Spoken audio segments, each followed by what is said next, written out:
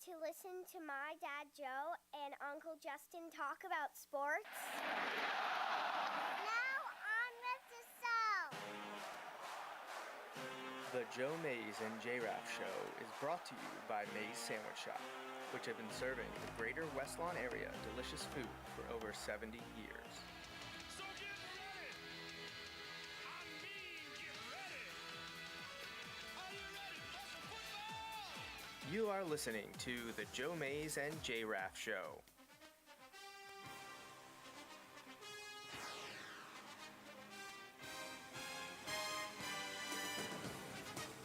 A weekly podcast about sports since 2011.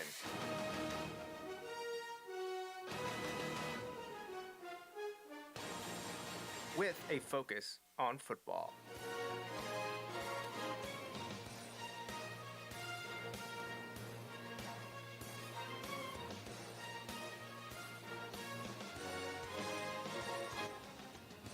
Now, here are your hosts, Joe Mays and Justin Raffoff.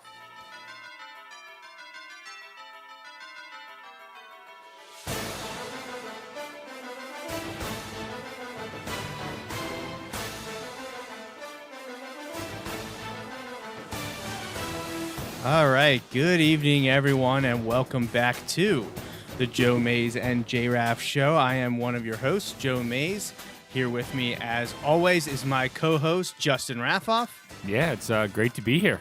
Here on December 14th, 2025, we are deep into the holiday season now. 11 days to Christmas Day, 10 days to Christmas Eve, Justin. You know what that means, Christmas Eve. That's when the pagoda blinks. Once again. Well, we had this discussion. If you've been here long enough, you know we actually had a Reading Pagoda board member on our show at the start of this calendar year back in January. Also, Alexa runs Burke's Nostalgia, which is a fantastic website if you're into the history of the area, which I very much am. Would love to get her back on the show and eventually talk to her about the ongoing constructions, renovations, refurbishments done to the pagoda. But the most important thing, Justin, was to make sure the electrical system was up to snuff so that when we got back around to December 24th, that pagoda would be flashing. And the pagoda did just turn on in the last month. The red lights look fantastic, very bright. And they've already posted that it will indeed be happening once again. Something that had gone on for decades was silenced mere, 36 hours before it was supposed to take place in 2021. It has not happened since.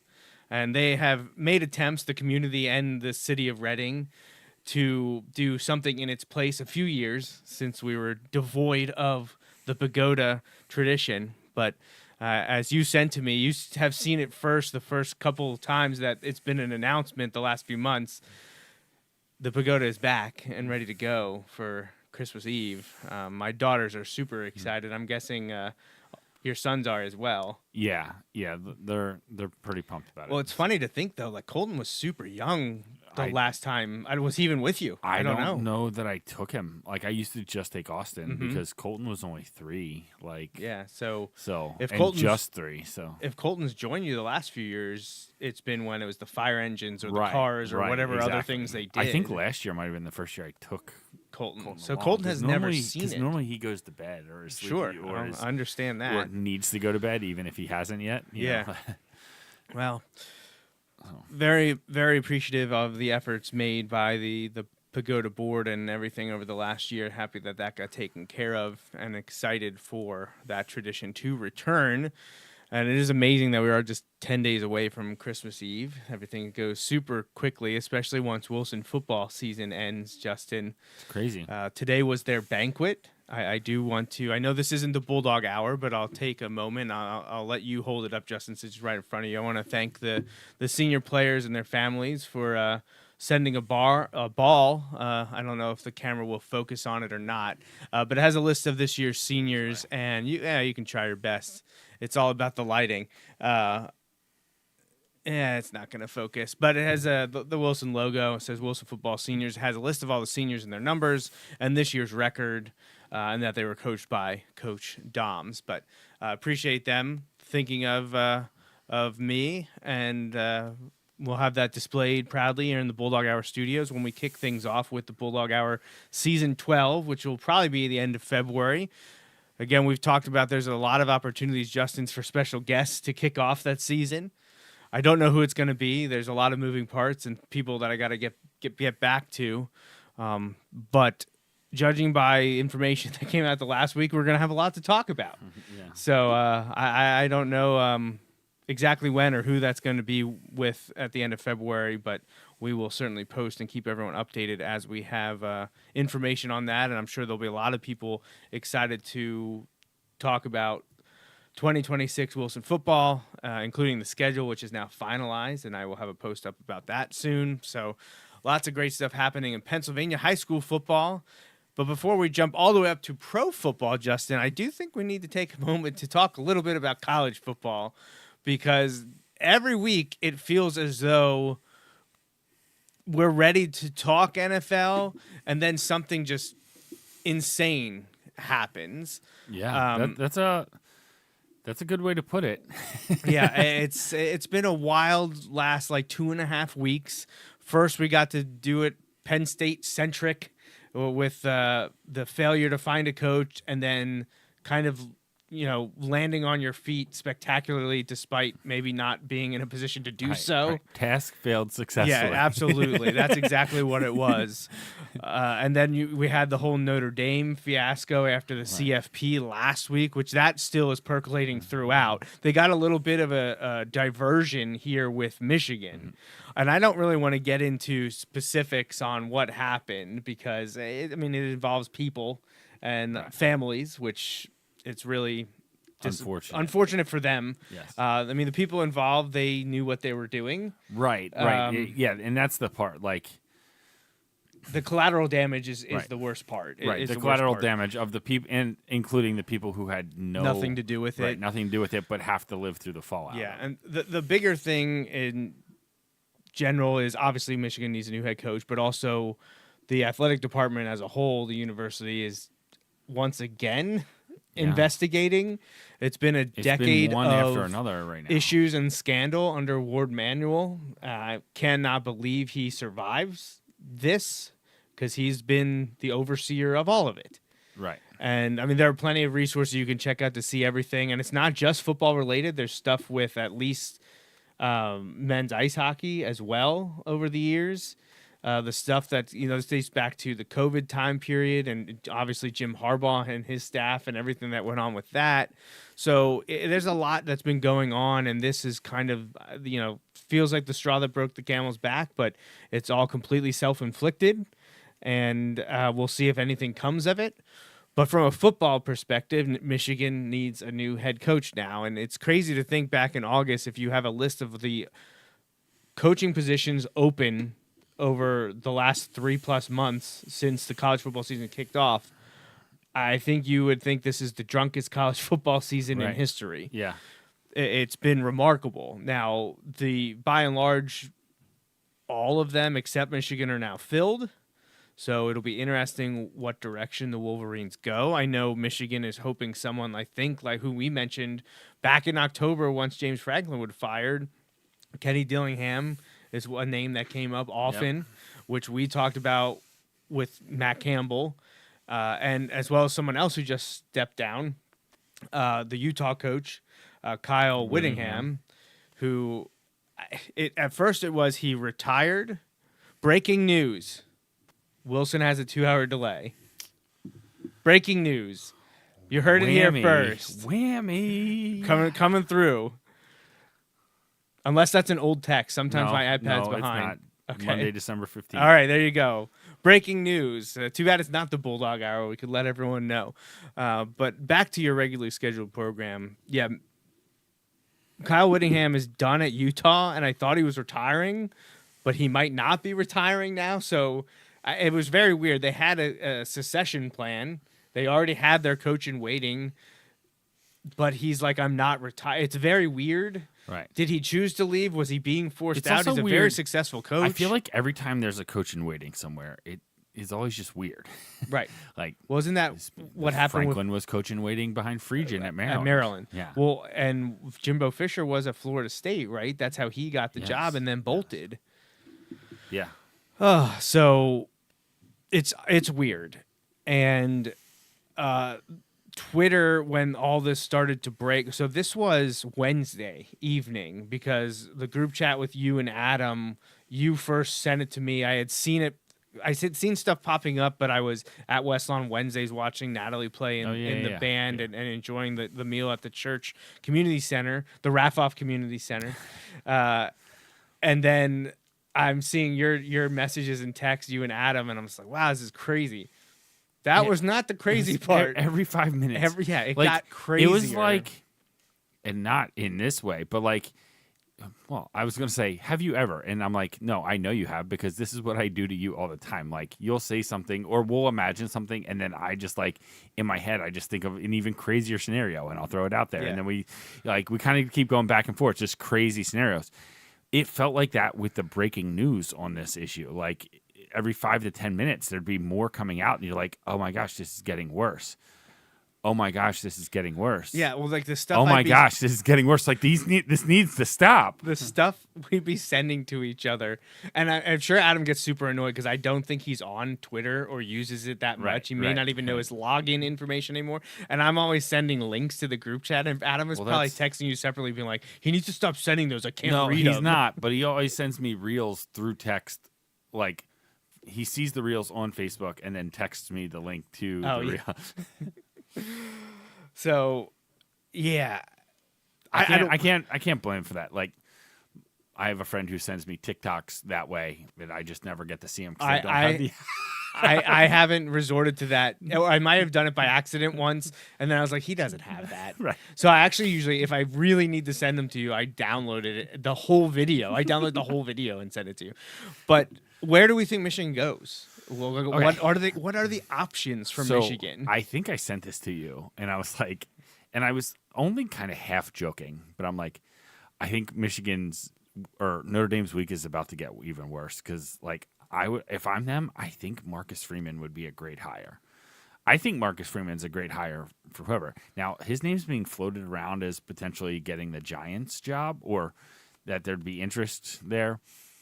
Again, I don't know, and it used to be one of those things. If you think way back, right, like way back when we were in college maybe, number of the college guys had gone to the pros, and it didn't really work out. And also, like it seemed like the standard thought was like why would these guys want to go to the pros where like everybody's an employee and all this stuff, right? And they're all making more money than you and like all this stuff, right? Like, why would you want to go do that? Now, and again, I think this became the case even before the NIL stuff, but certainly magnified in the NIL and transfer portal world. Whereas, like, yes, but like, and again, I'm not gonna apologize for this because we are on board with Franklin on a number of these things, but how he would talk about, and other guys, how you have to re-recruit your roster essentially every year. You know, like, speaking of, and all of that stuff, like, I think it's amazing. I can understand why a guy with an amazing, top 10 college football job, given the opportunity to go to the NFL, where you essentially have less of the other stuff you have to deal with now, and it's all just football because there's a whole front office machine that deals with all that other stuff in the NFL. You know what I mean? Like, you're just coaching football essentially and managing egos and stuff, but you're doing that in college football anyway. Like, I wouldn't blame somebody. Now, sorry, that was way off topic, but I think Marcus Freeman would be one of the first guys I call if I'm Michigan. Speaking of having to re-recruit your own roster, yes. Did you see this today? No. Now, I don't believe this is the first time I've seen this happen. The image I'm throwing up there is that USC is announcing they re-signed one of their own guys. Hey. I don't even have, and honestly, this isn't the first. I saw this last year. And I was like, can we not do this? Right. Like, seriously? Right. No. Right. No, this is not what we're doing. He's not ridiculous. So when I look at stuff like Marcus Freeman's on there, I know Kalen DeBoer his name was thrown out a bunch already. I just don't think. Right. Immediately I started going just for fun. I was like, get Rich Rodriguez. Like, That worked out so well the first time. right. So honestly, I'd start at Marcus Freeman. It's Dillingham, right, at Arizona State. Kenny Dillingham, yeah. Kenny Dillingham. He's another one that I'd look at. I think Everyone else got an extension because of us, so Right. the choices out there are not a ton. I honestly, Right. I thought I heard rumors that Dillingham was getting an extension right. too. I think they're working on it. I just don't think it had been it done yet. hasn't happened yet. I so. don't know. Like, where do you go? You can't go in-house, right? Well, no, that was someone else was like, well, You you can't. just hire someone on staff. You can't because that entire staff has proven to be the most toxic staff ever Well, assembled. and you're probably going to be getting a new AD who is also not going to. Now, that's not to say, and this is not to imply him in anything, but like the guy who's the interim now, Biff Poggi or whatever, yeah. like if he needs to be your interim through spring ball, like I don't know, Right. Like that's really detrimental to your team if you don't have somebody in place by then, which they will. But like, I just. Like, I could view him as being like, all right, like just kind of being the figurehead until they get a new person in there. But, like, it has to be. Well, I say that. It doesn't have to be. But I would be stunned if it's not out of house and a essentially almost completely new staff coming in. Michigan is putting everything that's going on in the last 5 years aside, historically speaking, even recent history minus the scandal stuff, Right. is a top 5 job, Yeah. top 5 destination. I feel like Notre Dame is in that same area, top 10. Like I think Penn State is top 10. We sit 10 to 15. Yeah. I think Notre Dame's in that same scenario, but we've seen a Notre Dame coach literally leave just 3 years ago to go somewhere else to LSU, who to me, and this is probably my familiarity and my Midwest Northeast bias, I don't see LSU as a better job than Notre Dame. But I grew up hearing about Notre Dame. I didn't grow up hearing about LSU. So I don't have those SEC connections. Just real quick, another breaking news thing. Parsons went down with a non-contact knee injury. That's not ideal. Yeah, That's not ideal. So this all goes back to Marcus Freeman. But it would be interesting. I think if Marcus Freeman is going anywhere besides Notre Dame, it's the NFL. And that's fair. Likely That's the fair. New York Giants. I feel like that's been where the smoke has been. But Marcus Freeman, am I wrong on this? I could be mixing this up with someone else. Isn't Freeman an Ohio State linebacker? I think he might have been. Can you imagine going from leaving Notre Dame to go to Michigan? Right. I can't see that happening. So there's some interest, but it starts to become like, who do you get? And again, it's but also, silly because we just had these conversations 2 Right. weeks ago, but we were in these same spots, right? So yeah, he played at Ohio State. Oh man, Literally while I was at Penn State. That's the opposite of a Michigan man. Can you?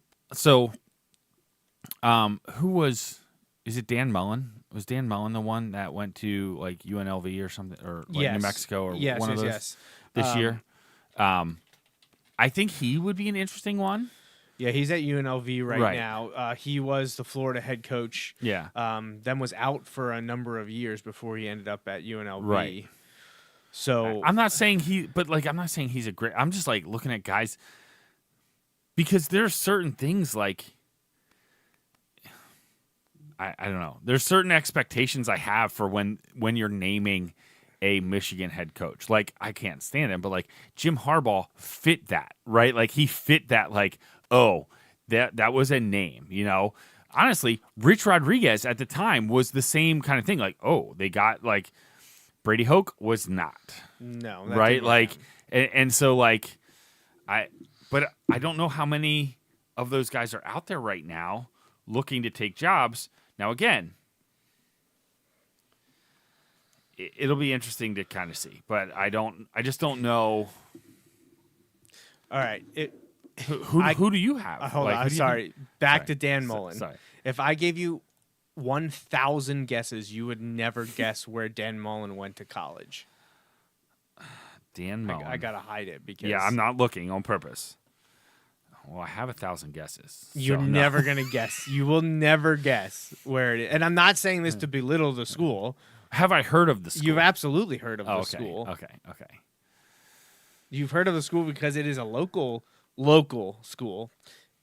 Temple. No, gosh, no. Don't. Villanova. No, you're thinking too big. Okay. Yeah. Albright College. No, it was not Albright or Alvernia or okay. Kutztown. What is it? Or Sinus. Oh, man, you're right. Yeah, you never would have guessed that, though. I don't know, man. I don't know that I could name 1,000 He schools. played tight end at Ursinus. Wow. Which I'm literally just looking at his bio here. I had no idea. But I saw that, Mullen attended Ursinus in Collegeville, lettered for 2 years playing tight end, was All Centennial Conference. He graduated in 94 with a bachelor's degree in education. So I knew he was a Pennsylvania guy only because... Well, he lived in New Hampshire, Okay. but he played college. He was born in Pennsylvania, though. Okay, maybe. It Yeah, doesn't list that on I see here. it there. Over on the side.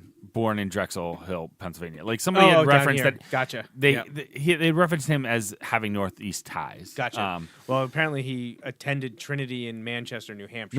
Northeast ties is very weird though, because vague. a third of the U.S. population is Yeah. Northeast ties. But anyway, I don't know. Like I start to run out of ideas, in part because of, like you mentioned, Franklin got all these guys extensions already. Right. Lane Kiffin's already been sought out. You're not going after Brian Kelly, Well, right? I just don't see. Right. You cannot go after Brian Kelly. Dan Mullen, I think, is an option. I think Kenny Dillingham is an option until he signs an extension.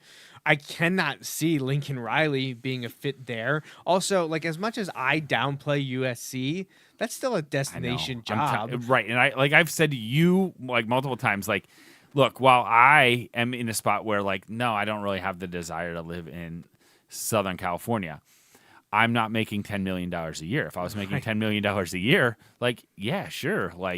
Especially, I bet they weren't out shoveling this morning. They were not. Well, I love the contrast of, what was it, New England Buffalo or Cincinnati Baltimore that was 7 degrees, and then they go to the Jets at the Jaguars and they're in the pool. Right. They're at 70-some degrees and they're in the pool. Fantastic. Give me seasons. I mean, as much as it's nice to complain about the shoveling and the cold, 100%. I don't want it to always be 60 to 90 degrees. Right, that would drive me nuts. But I can understand the appeal. We've had this talk. That's why you who vacation would there. want to go there? And they'll be like, "Have you ever been there?" I can understand it. But yeah, it's one of those things where I just don't know who is quote unquote available. Now maybe I'm underselling it. Maybe Michigan is a position where it's not just who's available, it's who wants it. Because well, that's the thing. Because so for example, Mike Elko, rumored for Penn State interest and things, decides to stay signed an extension. But is he a guy that even though Michigan is there, they're like, oh man, who I don't want to get the job, despite Tyler Luan making pleas for it, is no, because he comes out and says, I would test to see how dry the ink is on that deal at Penn State for Matt Campbell. I'm like, no, he's ours. Leave him alone. Well, it is signed. So do you know what it would take to leave an institution like that now? And I want to say that he would have no interest in that. I agree. Well, but look, I understand that historically, and he was on he's naming guys. Right, but you put it on a scale. Michigan probably is more appealing to more people than not. The majority probably would pick Michigan over Penn State, wiping away everything that's just happened. You add that into it, I can't see any of the guys that are new coaches or just signed extensions wanting to break those packs to go to Michigan right now. Well, and are you going to go right now when you know that the AD might get fired too? It's an awkward situation. I'd want some stuff to be figured out first. I don't know. Certainly. So I don't don't know. know. I don't know where what's they going to go. happen there. It'll be interesting to see what happens. But It would be interesting to see, like, for some of the guys that signed that extension, if it is Michigan, like they weren't dumping a ton of money into Sharon Moore, and there won't be a buyout, or at least it wouldn't seem that way. So like, it'll be interesting to kind of see how this goes, but like they got the resources. They can kind of go after some of these things. Like, do they go after? And I know he just signed an extension, but do they go after like Drinkwitz, or someone like that who, like, again, I always say that because I know I said it to you when we were talking Penn State, like we did it with Signetti or some of those others where I'm like, look, the buyout went from 10 million to 15 million. Like, you're telling me 5 million is going to be the difference between who you like get. I just don't believe that. Like, right. Now again, if Signetti, if that's his way of truly being like, no, I'm not interested, or Drinkwitz is saying like, no, I'm not interested. But like, I refuse to believe that these top 10, 15 jobs that we are talking about in today's college football would let $5 million be the difference between whether or not they get the coach they want or not. Like, I just, like, not like, oh, I don't think they should. This isn't a should. This is I refuse to believe that I think an AD would have that much self-control. Right. You know what I mean? Like, I think they would, like, make that hire in a heartbeat over $5 million. Now, again, maybe there's not interest there. Maybe those people really are happy where they're at, and they've got it built, and like there's something to be said for not having to like feel like you're starting over. Even with the transfer portal stuff, like going and getting the guys like to kind of settle in and get your system established at a place, because we all know those coaches talk about getting their system up and going in a place is the biggest thing. So, all right, we got to shift gears because we've been promising to talk NFL for a while. We haven't for a few weeks. I do want to get back on that wagon, talking about pro football. It's been a weird year, right? Right, Justin? Like, Yes, today, the Kansas City Chiefs were eliminated from playoff contention. Eliminated from playoff contention. Patrick Mahomes is going to have an MRI because his knee bent backwards. I'm hoping it was just hyperextended, but like he's not going to play the rest of the season. Right. Like, and that's not like Adam Schefter breaking news. That's me saying they can't make the playoffs. His knee bent the wrong way. Why? Why would you play him anymore? Like, even if he comes away like he sprained his knee or something. Mm-hmm. Nope, he's not playing. Right. You've got the Bengals who are awful, and their quarterback sounds like he doesn't want to play football anymore. Which again, the Bengals will do that to you. It's like watching Barry Sanders walk away. That's what the Detroit Lions would do to you in the 90s. Right. I saw the thing the other day that showed like he's been hit significantly more times than Andrew Luck was through the time, and like just couldn't it takes a toll on you. It's one of those things where, again, I understand that, but like these don't have to be mutually exclusive. However, like Joe Burrow was always the one like clamoring to get wide receivers that he wanted there, and they did instead of sometimes the linemen. Like, but again, that's another point. But anyway, yeah, there isn't a great team. There are some teams that are pretty good, but like one of the teams that I felt had a chance to like maybe start to sneak into that great thing, even though I didn't want them to, were the Patriots, and they came crashing back to earth in the second half today. Well, they pulled the Eagles versus Cowboys. They did. That's what happened there. And there's a particular person that I'll probably run into tomorrow that has been heckling me over the Eagles. I'll tell you off the air, okay, but it's someone you know. It's someone you know. Well, I was like, we've coached this person, and Patriots fan. Yes, and they've been heckling me that the Eagles are falling apart and the 21 and so. I'm trying to run through I'm going to hunt this person down tomorrow. Well, I knew it wasn't Adam because he's happy with the way that game turned out. Exactly. And so anyway, but you have that. What I don't honestly. What are the scores right now? Let's see. So Packers, Broncos. Broncos. Denver leads 27-23. Very good.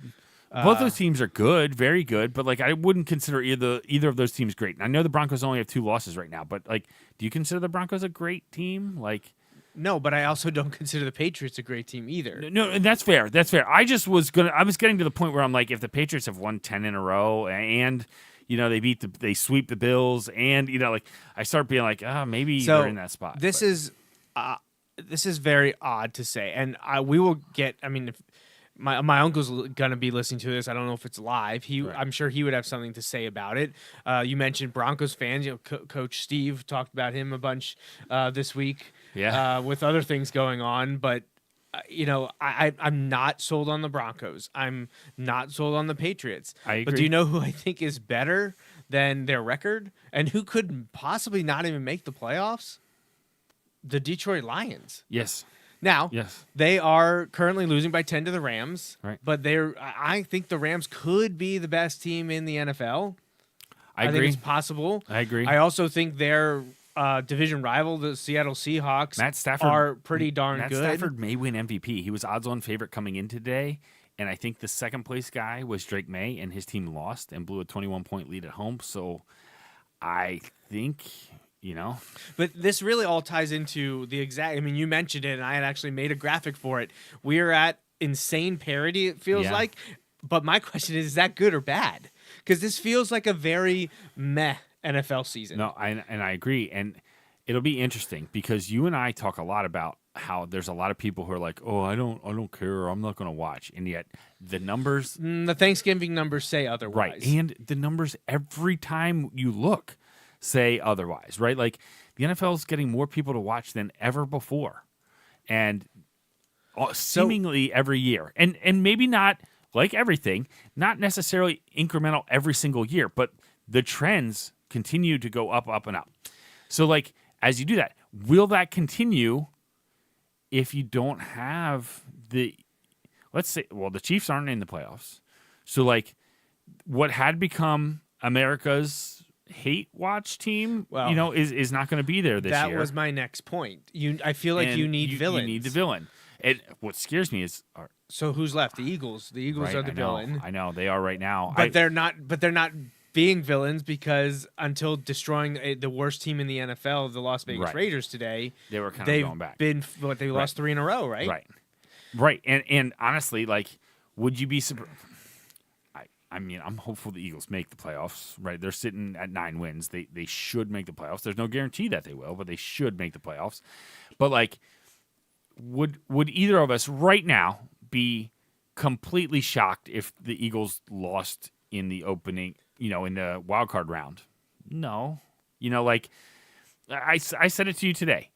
The Eagles, I think, could be good enough to make it to the Super Bowl and compete for a Super Bowl again. And I know that's crazy because they just lost 3 in a row and they beat the worst team in football. Like, so, like, I'm not saying I think they will, but like, is it out of the question? No, because there's enough talent there that I think they could if they could get right. However, like, if you had to give me a guess as to what I think would happen right now, I don't know that I pick them. It would probably depend on the matchup in that first playoff game. Like, a bad matchup could be the end. It could be one and done in the playoffs for them. But like, then that was all just a long way to explain. You could lose the 2 teams that are maybe at the top of that hate watching list before or in the first weekend of the playoffs. And then it's like, okay, I don't believe that the Rams are a huge it's all relative. They're all huge TV draws. But like, I don't know. I feel like, Well, there's just certain brands that are bigger draws than others. Right. You need the teams that are beloved or hated by the general population. yeah. And this season, I don't know if you have that because the Patriots became hated because of Tom Brady, and he's not there. And the cheating. People don't. You said your uncle was going to be emailing right, us we might as anyway, well so just all I'm just in. going to go right. We're away. all in. People hated Tom Brady and Bill Belichick. They're not there anymore. So the Patriots being very good hey, it doesn't. I don't think people care. Right. People don't. Most normal people don't hold a grudge like I do. Right. And even though it's been a whole regime change, I will never let it go. Well, I did say to Kelly today when they were up 21-0, I was like, boy, I'm not ready for the Patriots to be good again. Like that just can't. But Natalie turned to me, she's like, but they're playing the Bills, and I'm like, yeah, this is one of those situations where I don't have there's no winner for me here because I don't like either team. So I just. I feel like you need a couple, even a handful of teams that you're like, I either really like them or they're really amazing, or I really hate them and they're also amazing. Because if you hate them and they're terrible, like the Jets for 15 years, where's the fun in that? Right, like, right. It's they're hard. terrible. And while I may do it because I like fandom just runs everything, the general public, and again, the masses of people we're talking about watching these games aren't necessarily going to be on board the way I am. You know, like when I'm watching a game and I'm like, oh, I don't want that team to win. Like, okay, for example, the World Series this year, my son couldn't understand why, like, I wasn't rooting for the Blue Jays because they were playing the Dodgers, and the Dodgers are this villain, and the Dodgers are all this stuff. And I'm just like, can't let it go. I was like, in 4th grade, Joe Carter made me cry, and so now I will never I'm with you on that. I root understand. for the Blue Jays. I'm like, look, that doesn't mean I'm rooting for the Dodgers, but like I'm not. I won't do it. And I say he doesn't understand. Austin does understand because that's how he feels with the Rams because the Rams beat the Bengals in the Super Bowl. Like, so yeah, it's interesting. I am intrigued by those same things though, and again, not just not having some of the hate teams, but like you could have the Jaguars win the division. You know, like that's good in the sense of parity, but like I think overall, I think the NFL would rather have Houston win the division or Indy. I don't know. It's just although you have Trevor Lawrence and hey. Like, I know it was interesting. They were watching the game. They're like, his numbers haven't been that great this year. But overall, I'm like, I feel like Trevor Lawrence is playing better than he has in years past. I think, and certainly of late. But that's what, it just feels like a weird year. And maybe it's because I checked out early because the Dolphins were terrible. Now they've won, 3 or 4 in a row, and they play Monday night against the Steelers. So I heard a guy on the radio this week saying, like, it's a weird Monday night game in December where, like, Dolphins fans want the Steelers to win because then the Dolphins may fire their coach, and the Steelers want the Dolphins to win because then they might fire their coach, and then he'll become the new Miami head coach. Right. So maybe Mike Tomlin will go to Michigan. Yeah. Well, right. Where's Big Ben saying maybe he should go coach Michigan? Hey, he's probably warming up his arm. He saw Phillip Rivers got to go. Wild. Reset his eligibility, and I saw someone else make a joke. They're like, he has all those kids, and his 5-year health insurance was about to expire, so he was like, I'm getting back in. He was a semifinalist for the Hall of Fame and also a starting quarterback this week. Well, not a semifinalist for the Hall of Fame anymore. Exactly. Hey, a spot might have just opened up. So yeah, So the Chiefs, they had always been a pretty big brand in the NFL, but they weren't very good for a number of years until Andy Reid came along, and then Patrick Mahomes bursted on the scene, and then people enjoyed their success and then got tired of it very quickly. Right. How it always works. How it always works. So they became this villain, but they're not going to make the playoffs this year. The Eagles, it's a Philadelphia team, so everyone always hates Philadelphia teams. So, and coming off of winning the Super Bowl and being there multiple times now over the last 8 years, if Philly becomes good again, I mean, obviously they're good, but they have flaws and they're struggling right now. Right. You don't look at them and be like, oh, pencil them into the Super Bowl. Right. You know. But like when New England was that team to hate, I feel like it was really good for the NFL to have one of the greatest of all times, coaching quarterbacks and a team that became a villain and kind of loved that role. Right.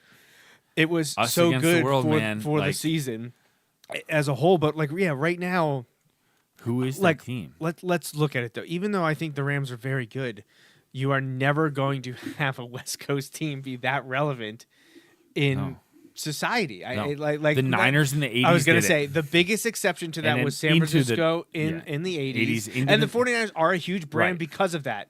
But I'd say their 90s part of that was almost the antithesis to the Cowboys becoming the hate watch team. People jump back on the Niners because they were the anti-Cowboys in that mid-90s. You know, like, I don't know. Like, same thing with Seattle. Like, I just don't think Seattle. I mean, there's a pretty good. I really hated Seattle when they were. You know, I'm not a Pete Carroll fan. I didn't like the Legion of Boom by and large. Mostly Richard Sherman, which I think I now have said that 2 weeks in a row. So I was happy to hate watch them. Really upset that they blew out Denver Broncos and Peyton Manning in that Super Bowl. Amazingly, and going against all things, I was super excited when the Patriots stopped them on one of the wildest decisions in Super Bowl history. But it just feels like there's no team out there to hate, and I feel like you either need to have a really great team. I've still got one. But that's the thing. I need the Cowboys to be more relevant too, so that it makes sense. I mean, No, it's cool. the Cowboys have been good, but not good enough. They have. That's the problem, and I'm sure my dad would say the same thing. We talk all the time about being stuck in the middle. The Cowboys have, by and large, been either stuck in the middle or have choked in the playoffs. We need them to rise back up. We need someone else to take the mantle from the Patriots and then the Chiefs. Like, who's it going to be? But I can't. It's hard for me to imagine it being someone like the Jaguars or the Texans. Right. No, I agree. I agree. And it could happen, but right. Or even honestly, the Steelers, I think, are one of those teams that are either loved and hated too. They have a very I'm on board. I know you are. But again, all of that came from like it. That's like me centric. Well, not me, but like my situation, because like I was indifferent to the Steelers before I went to school out there, and people hated the Eagles. So I'm just like, all right, well, I guess I hate the Steelers. Like I didn't go out there thinking that. Like, but it was kind of like forced my hand, and again, here we are 20-some years later, and I'm still on board with that. By the way, Devontae Adams left the game with a hamstring injury, and Puka Nacua got hit really hard, goes to walk off and falls down. Like what Puka did. Yeah, and then man. And then got up and walked off, but like the word was used, collapsed, ? Like he did walk off, but like kind of got smoked, I guess. So, well, I'm trying to beat Adam and make the semifinals in fantasy right now, and I'm losing by 5.5. I do have 2 players left. Yeah, there you go.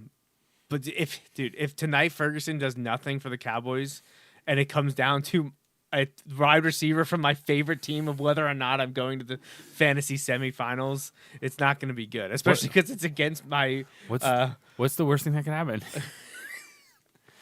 Me and Natalie watching the game tomorrow night, cheering against the Steelers. Gets the yards but fumbles, and then like it comes down to like a replay of whether he was down or fumbled. I lost the game. I think this was in college, probably the first or second year I played fantasy football, and it was when T.O. was on the Eagles, and I believe he got tackled, like had scored a touchdown, but then on replay, it was taken away, and I ended up losing. I was so mad. It was like one play. But I honestly feel like Natalie right now is like, I just want both teams to have a good time about tomorrow night. So I just lost a point somehow. Yeah, but I agree. Like, I don't know who that team is right now in the NFL. And like, while that makes it interesting from the sense of like, oh, there could be lots of close games. Like, there isn't like a game where I'm like, oh, this team doesn't have a chance, really. I mean, there is, but I won't feel that way necessarily in the playoffs.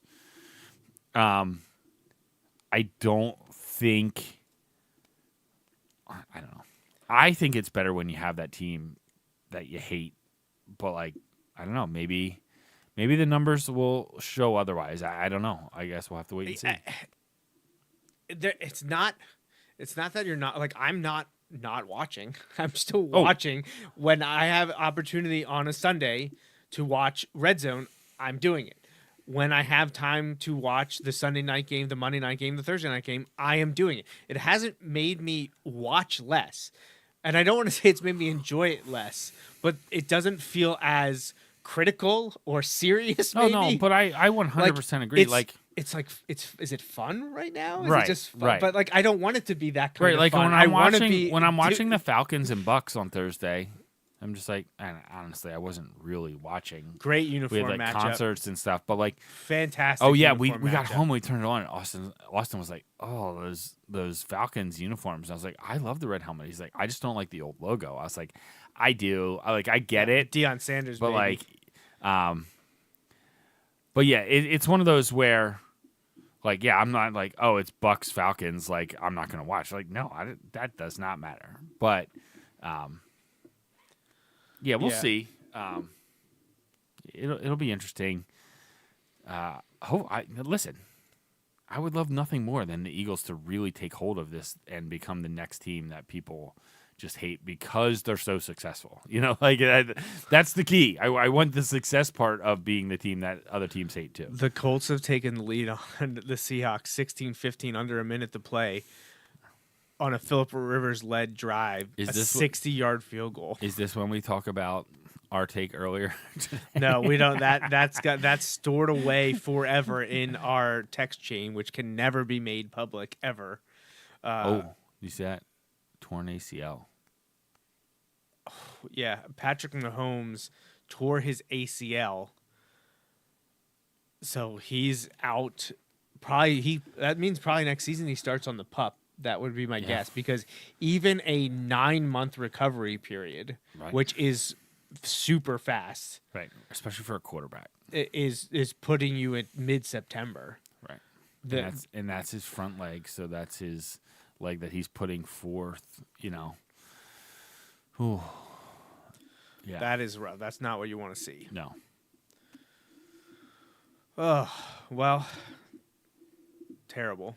Well, and just look at some of the games like coming up. Like, is one of they were flaunting the holiday schedule now, or like today I saw, but like I think the Chiefs have some like. Do they play Christmas Day? Do they play Who's that? the Chiefs? Like, do they play? Like, I'm trying to think who plays on Christmas Day. Like, let I me forget pull it who up. does, but like, who won? Again, I'll watch, but like, that game's not what the NFL thought it was going to be. You know, no matter. So Christmas Day is Cowboys Commanders at 1, Lions Vikings at 4:30, and Broncos Chiefs Broncos that Chiefs, right? night, which will now be complete. Like the Chiefs are eliminated from the playoffs and will not have Patrick Mahomes. Right. Is that flex eligible? Probably not. Probably not. Right. They probably would have had to done it last week. I don't even Right. know that was an opportunity. Right. But actually, is it a month? Thursdays might be a month out I think for they Thursday are, flexing. yeah. So, well, there you have it. So, thanks. Don't get me Christmas wrong. night- Like, this is not like business related, but like, I would be furious if I was like scheduled to play on Sunday, and like my team, like I was playing for the team, and then we got flexed on to Christmas Day. Like, Oh yeah, see, that's what I'm not sure. I'm not sure Christmas Day was flex eligible. right? I Same feel like thing those with- are like set. like Thanksgiving's not going to be flex eligible. I Right, think that right. is what is happening, because it's one thing to mess with Thursday flexes at all, because I know Right, that like- people were in up in arms 2 years ago about it when it came out, or I think, or was it last year? The first year, I think last year. like people were like, oh, you can't do that. Look, if you're the few number of people that are actually traveling to the game, like I mean taking a plane to travel Right, to the game, I get that. But everyone else that's driving, it's a month ahead of time. Right. Like, right. I don't think it's that big of a deal. However, when you're talking about the holidays, specifically on Christmas, and you have a game for that Sunday and it gets moved to Christmas Day, I could see that causing a lot of consternation in Yeah. families and households. So I understand that probably wasn't flex eligible, but that's the risk you take. Right. Scheduling right. these games, they got to obviously schedule. Well, and to them be in fair, April, but- like there was a chance that the Broncos weren't going to be any good. Like they were Yeah. fine last year, but like there was no guarantee well, they were honestly, going to be good. Hey, guess what? All 3 of these games suck. Yeah. Because the Cowboys should demolish the Commanders. Now, maybe they won't, but Right. Washington has been terrible this Right. year. And to be honest, like I want to see Jaden Daniels play. He should not be playing. right. Like he shouldn't be playing. They should shut him down. The lot, Specifically, the third to last week and last week of the season, Jaden Daniels should not see the field. Yeah. If you want to play the week 17, I think that's a great idea. Lions Vikings. The Lions will probably be playing for a playoff spot. The Vikings will not be because the Vikings are terrible because JJ McCarthy is awful. Except when he's not. Broncos Chiefs. That really might matter for Denver for seeding. Broncos and Patriots are going to be neck and neck for the 1 seed, I think. So Unless one of them starts to fall apart. that's true. Where are we at with Denver right now? So they're up by 8 on Green Bay with 6:37 to play. Well, I've now taken the lead over Adam. This is all fantastic. Jamison Williams went over 100 yards receiving. Also good for us in our Yahoo league, which I assume we're going to win now, Justin. The percentages are just climbing and climbing. Last I checked, hang on. We're at 97% win per likelihood right now. This is all and good that's news, even all with good news. That's even with our opponents' like points also climbing, but we have done pretty well. So here we go. I know no one cares about your fantasy team, but this is a general fantasy discussion. I won't keep it specific to me, but now we're at the point, Justin, where I'm winning by 6.5. I have 2 guys left to play. Do I just bench those 2 guys so there's not some weird Does he have multiple? anyone? No, he's done because Christian Watson apparently got injured and is out. Oh, okay. That was the only guy he had left, so he cannot score any more points. I'm up by 6.5. I have 2 guys to play. Now, is there a way for the tight end and the receiver to lose that many points? I think the only way you can lose that many points is with your kicker or defense, maybe. I was gonna say, or if your quarterback had 2 turnovers in one play. Or yes, the turnovers is the big thing. Like, look, if Jake Ferguson and Jalen Waddle combined for 7 fumbles lost, I feel like you deserve to lose your fantasy match. but also you're also getting half a point for a catch in our league. Like, Right. there's always to offset it. So they would have to have a massive failure of epic proportions for me to be subject of viral social media sensation of look at these bad beats. Because that would be the worst beat in the history of NFL fantasy football if I'm up by 6.5 and somehow lose by having 2 guys play. Right. I remember there was one year, Justin, I think it was in my league that I've been running, that someone lost the game because on Monday night their defense lost them like 3 points or something. So my fear, so not so much when it's like at 6.5, but like when people do it and it's like 1, and then there's like a stat correction, and I know stats have gotten more accurate, it seems, and so there are less of the corrections. But like, if there was a stat correction and like I think you're all right. Some wild games. Yes. So Nick, the 10 seed, Yeah, Is- destroyed me last week. is about to upset the 1 seed, who I'm not sure has checked his roster in the last 6 weeks. Right. Now he's going to have to. Who's his other quarterback? Oh, geez. Who is it? Well, Jaden Daniels and Justin Fields, who are both out this week. All right, I got to talk to Nick.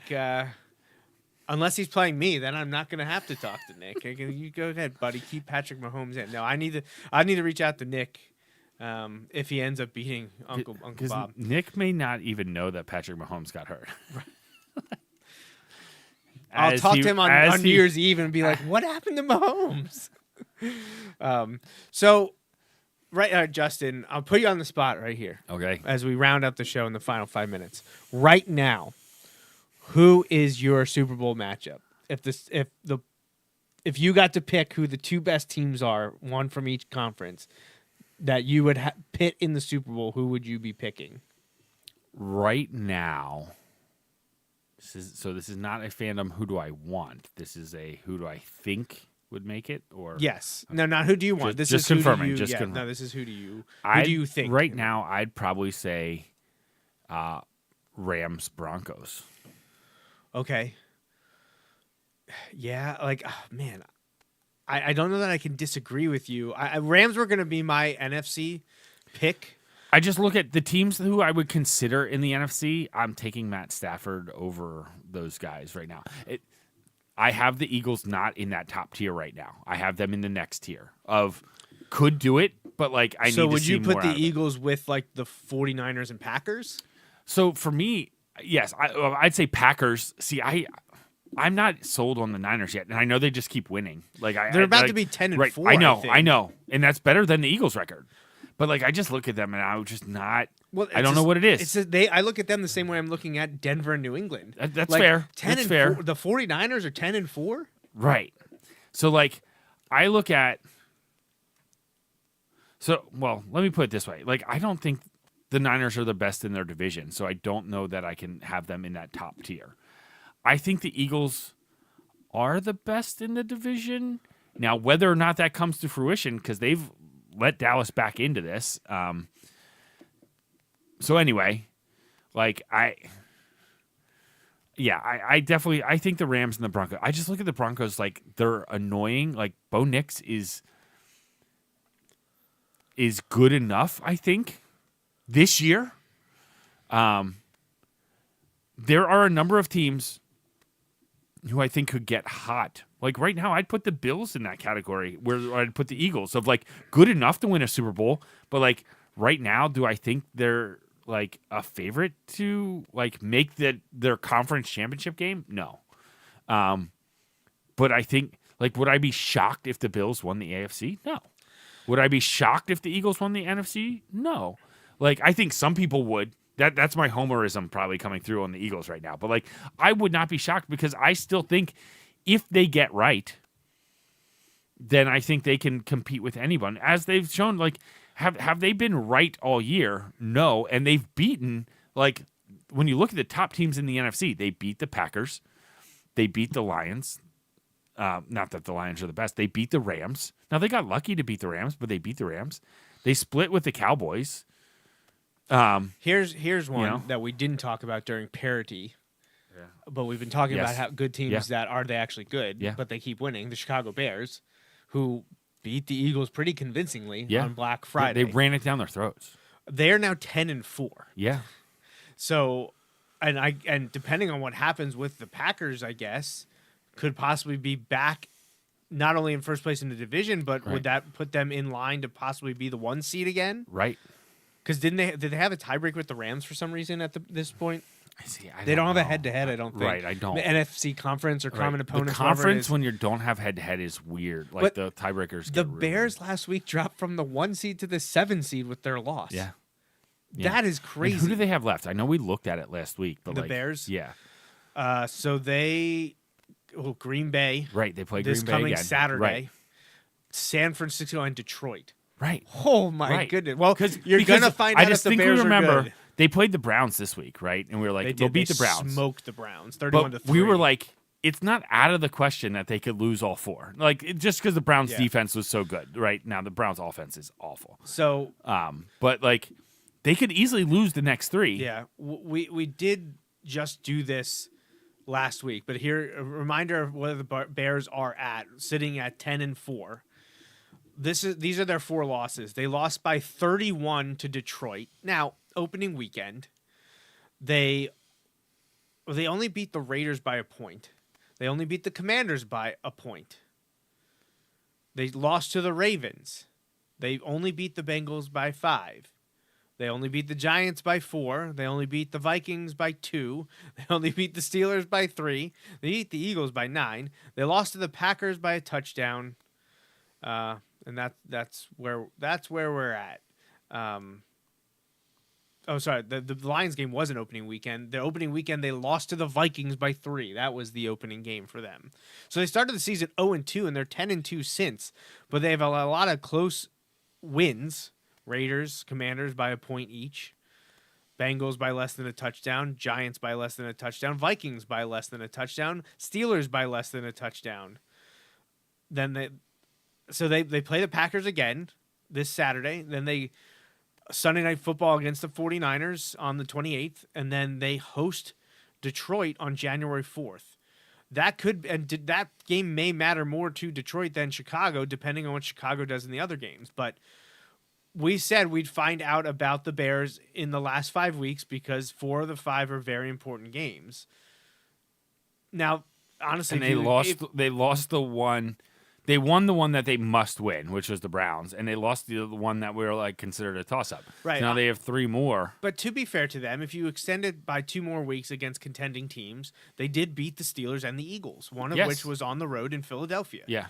So we're probably being unfair to Chicago, but I feel like If you stack them, these are the teams in when the NFC playoff field is out. They're not going to be in the top 2 or 3 of my contenders. They're probably going to be 6th or 7th. Right. That would be my guess. Gosh.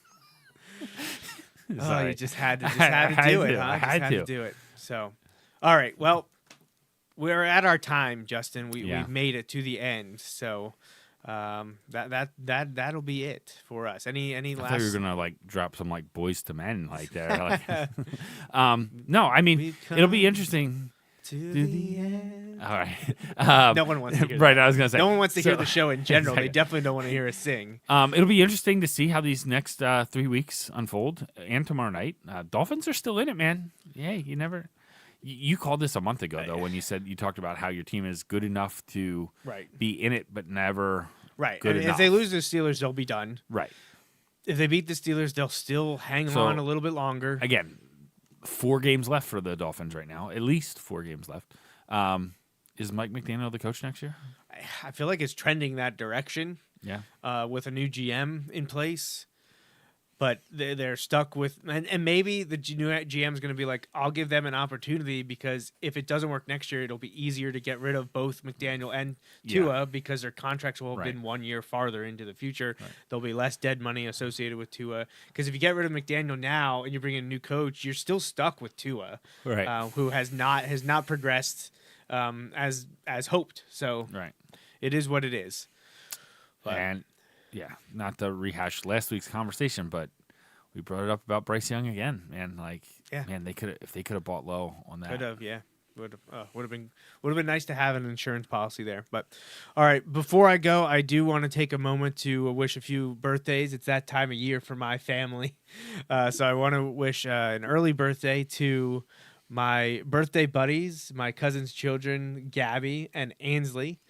Also, obviously, to our number one fan, my number one fan. I don't know that he would count you as he's your number one fan. Yes, I agree. To my dad, who will be celebrating before our next show as well. Happy early birthday to him. And we'll be back again before. There's a few others I want to throw out there. We'll be back a few times before the January birthdays. So we are back next week, December 21st. That'll be a fun show right before the holidays. We will be off on December 28th. We will take that time in between Christmas and New Year's to rest, relax, and hang out with friends and family. And then it'll be into 2026. And we should have some fun and big shows on the horizon as we move forward. But, so thanks for joining us. Justin and I will be back in 1 week for episode 427, most likely talking NFL Week 16, although if college football goes crazy, you know where to tune in and hear us talk about whatever's going on, whatever the new news is, as New Heights would say. Yes, exactly. All right. See you again real soon. Take care.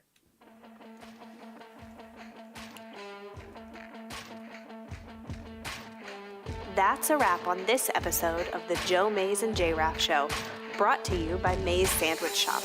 Woo-hoo! You can watch each weekly episode live on Facebook, Periscope, or YouTube. Be sure to like, follow, or subscribe to the show on Facebook, Twitter, YouTube, SoundCloud, Apple Podcasts, and Google Play. You can also rate and review us on many of these platforms as well. We'd love to hear from you. Send your emails to the Mays Sandwich Shop inbox at joemaysandjraff@gmail.com. The Joe Mays and J-Raff Show is a part of the JMNJR Radio Network, home to other productions such as the Bulldog Hour, Tangents with Friends, and Nat Chats with Dad. Until next time.